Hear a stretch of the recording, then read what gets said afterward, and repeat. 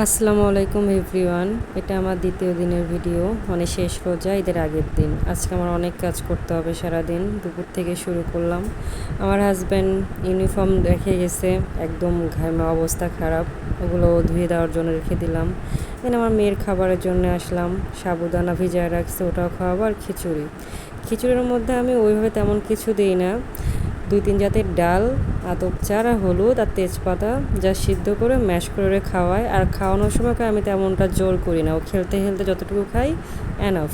তারপরে পরিষ্কার করলাম ওর জায়গাটা, তারপরে গোসল করাই দিয়ে ওকে রেডি করে, ওকে নর্মালি আমি অলিভ অয়েল আর এই ক্রিমটাই দিই, কারণ গরমের সময় অতটা আর কিছু লাগে না। তারপর ডাইপার বের করলাম, কটন বের করলাম, টিস্যু বের করলাম, ওর কানে যদি কোনো পানি গিয়ে থাকে নাক পরিষ্কার করে দিলাম। এই জন্য এগুলো সব রেডি করে ম্যাডাম রেডি। তারপর ওকে ঘুমায় দিয়ে আমার বাকি কাজগুলো করতে যাব। ম্যাডাম খুব খুশি আর খেলতেছে। তারপর রান্নাঘরে সব কিছু বের করলাম। আজকে অত কিছু ডিটেলসে দেখাবো না, কলিজা ভুনা আর বাটা মাছ দিয়ে ঝোল করব, আর পটল ভাজি করব। আর সন্ধ্যার ইফতারের জন্য, শরবতের জন্য মানে সব কিছু ভিজিয়ে রাখলাম।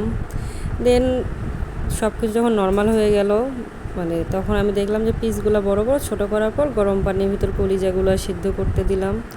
এর ভিতরে আমার যেহেতু বাবা নাই, জুনের 9 তারিখে মারা গেছে 2023 সালে, তো আমি তো যশোরে আছি, বাবাকে দেখতে পারবো না, তাই ভিডিও করে দিয়েছিল বড় ভাইয়া। দেন আমি ভাবলাম রান্না করবো, রান্না তো আর করা হয়নি, আমার মেয়ে অনেক জ্বালাচ্ছিল, আমি তার খাওয়ানোর জন্য আবার গেছিলাম। ততক্ষণে দেখি আমার মা রান্না করে ফেলছে ঝোল এবং ভাজিটা, তো ভাবলাম ভুনাটা আমি করি। তো ভুনাটা আমি যেভাবে রান্না করি, সবার রান্না ধরা হয়তো আলাদা, আমারটা আমি দেখাচ্ছি।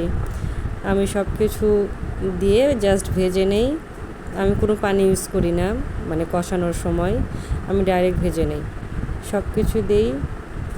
প্রথমে হালকা ভেজে নেওয়ার পর আমি আদা রসুন দিই, তারপর লবণ, মরিচ গুঁড়া, হলুদ গুঁড়া, তারপরে ধনে গুঁড়া, ধনিয়া গুঁড়া যাকে বলে, আমরা বগুড়ার ভাষায় অনেক সময় ওগুলো ল্যাঙ্গুয়েজগুলো আসে। দেন জিরা গুঁড়া, আর আমি এগুলো দিয়ে মিক্স করে সব কিছু, যখন তেল একটু বের হয়ে আসবে তখন আমার মনে করেন যে হয়ে গেছে, তখন আমি সিদ্ধ করে পরিষ্কার করা কলিজাগুলো দিয়ে দিই, তারপর ওটার সাথে একটু ভেজে নেই। তারপরে যেহেতু ওখান থেকে তেল বের হবে, তখন আমি ওর ভিতরে পানি দিয়ে আমার রান্না ডান হয়ে গেছে। এই পানি শুকালেই হালকা গায়ের সাথে লাগিয়ে থাকবে, তাহলে আমার তরকারি রেডি হয়ে গেছে। দেন আমার রান্না এক ঝলকে দেখে নেন, আজকে সিম্পল সব কিছু, যেহেতু কালকে ঈদ, এই হিসেবে সিম্পল। ওখানে আমার মেয়ের একটু খিচুড়ি বাসছিল, দেন সন্ধ্যার ইফতারে এগুলো রেডি করছিলাম। আজকে তেমন কিছু নাই, আর আমার হাজব্যান্ড আসার কথা ছিল, সে আসে নাই, এই জন্য বাইরের ইফতারগুলোও নাই।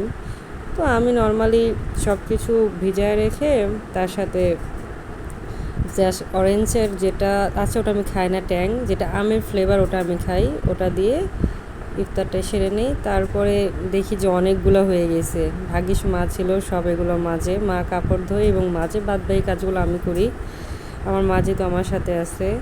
দেন ভাবলাম যে কালকে ঈদ, বাসাটা ক্লিন করি, ভাত খাওয়ার পরে ঝাড়ু দেওয়ার পরে মুছে নিলাম, তারপর ভাবলাম টয়লেটটা পরিষ্কার করি, তখন কিন্তু রাত 9টা পার, আমি তখন এগুলো করতেছি। আমার মেয়ে একটু ঘুমাচ্ছিল, ভাবলাম এগুলো করে নেই, দেন গোসল দেবো। আমার বাসাটা অনেক পুরাতন, এই জন্যে বেশি পরিষ্কার করলেও বোঝা যাবে না, কিন্তু এই বাসার পরিবেশটা মাশাআল্লাহ অনেক ভালো। এরপর আমার হাজব্যান্ড বাজার নিয়ে আসছে, কালী ঈদ উপলক্ষে 2টা আঙ্কেল আছে, তাদেরকে সেমাই নুডলস রান্না করে দিব। আর ক্যান্টনমেন্টে বড়খানা আছে, এই জন্যে কাউকে ওইভাবে ইনভাইট করাও হয় না, আর কেউ আসবেও না। আর 2টা আঙ্কেলকে যে ক্যান্টিনের, তাদেরকে খাবার দিতে চাইলাম, তো আপনাদের ভাইয়া বলতেছে দেওয়ার দরকার নাই, সকালবেলা জাস্ট কিছু একটা করে দিও। তো আমার হাজব্যান্ড এক একটা যেগুলো আনছে এগুলো আর ডিটেলসে বললাম না, দেখতেই পারতেছেন ভিডিওর ভিতরে, সে সব কিছু নিয়ে আসছে। সে রেগুলার নর্মালি কিছু না কিছু নিয়েই আসে। আজকে বেশি ভালো লাগছে যে আমার জন্য মানে ক্রাঞ্চি আইসক্রিমটা নিয়ে আসছে, যেটা আমার খুব পছন্দ। আর নর্মালি এগুলো বাসায় যেগুলো লাগে, তো তারে আমি বলছিলাম তেজপাতা শেষ, সে ক্যান্টনমেন্টের গাছ আছে নিয়ে আসে নাই, তো আজকে সে মনে করে নিয়ে আসছে, তাই বলতেছে পিছন সাইডে দেখো ওখানেও জিনিস আছে। তো আমার কেন এই জিনিসটা খুব ভালো লাগলো যে আমার তেজপাতাগুলো শেষ, কাঁচা হলেও আনছে, এখন 2 দিন রোদে দিলেই শেষ হবে।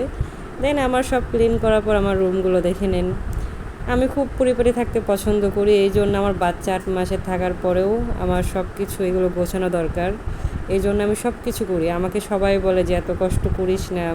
আমার বাসায় 3টা রুম, ডাইনিং আছে, রান্নাঘরটা আমার খুব বড়। তো নর্মালি আমার সব দিক দিয়ে এই বাসাটা খুব পছন্দের। কিন্তু একটাই সমস্যা, এই বাসাটা অনেক পুরাতন, অনেক ক্লিন করে রাখলেও বোঝা যায় না ভিডিওতে। সামনাসামনি হয়তো বোঝা যায়, কিন্তু ভিডিওতে খুব কম বোঝা যায়। এটা আমার শখের বাগান। আর চাদরটা শুকায় নাই দেখে এগুলো হয় নাই।